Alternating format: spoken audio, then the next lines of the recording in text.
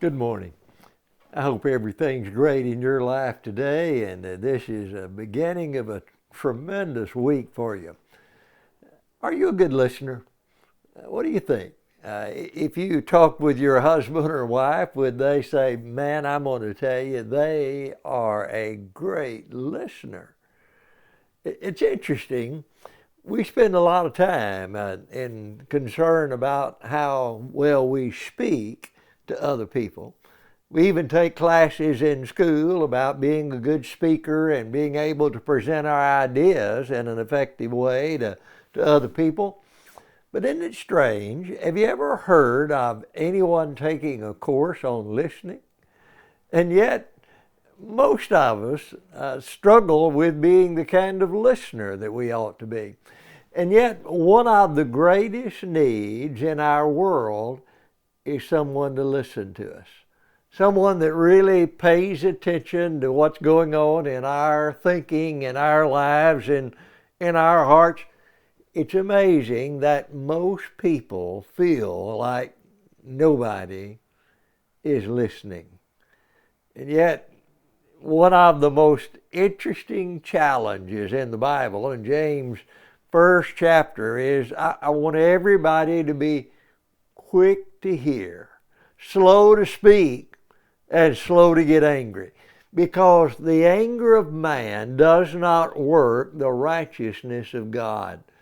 Oh, listen, if there is any verse in the Bible that we ought to put up on some kind of plaque to remind ourselves every day of what we ought to be in God's sight, this ought to be the verse. I want to be quick to hear, quick to listen to what other people have to say, and slow to respond, and especially very slow to get angry at someone else. It's easy to be quick tempered, to be quick in response. The reality is, so often, instead of listening to what the other person is saying, we're already thinking about how we're going to respond to that person. And our mind is running so that even though they're telling us something in one way, we often are hearing something entirely different because we heard a few words and it sent us down a trail of what we thought they were going to say. And quite often what we hear is not at all what the other people were saying.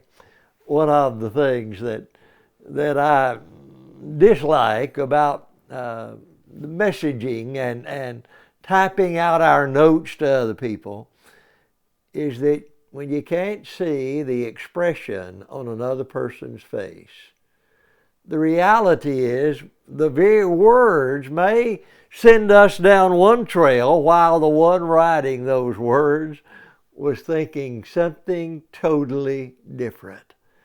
And if we had listened to them say it and watched what they were, what their expressions were saying at the same time, we've arrived at a whole different conclusion. Think about this. How many people in our world feel totally dejected, totally like no one really cares about me because they don't think anyone is listening? Or they try to tell different ones what's going on. But usually when they start talking about how they feel, some other person will respond, I felt that way, or I often feel that same way. Let me tell you what you need to do. And so it goes down that trail. Often people aren't looking for instruction. They're often not looking for somebody to tell them an answer. They're just wanting someone to listen, to really have enough care and compassion to walk in our shoes for a little bit and to feel what we feel. Think about how many marriages struggle because the one partner or the other, maybe both, just feels like the other person will not listen to them. Oh, we argue, we fuss, we talk, but it doesn't feel like anyone's listening. And so the marriage struggles because of that. Churches struggle because it feels like sometimes that nobody is listening to anyone else.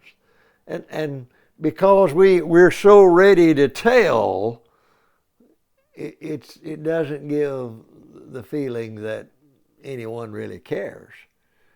What demonstrates care and compassion more is I'm ready to listen intently to what you've got to say and wait before I think of saying anything at all.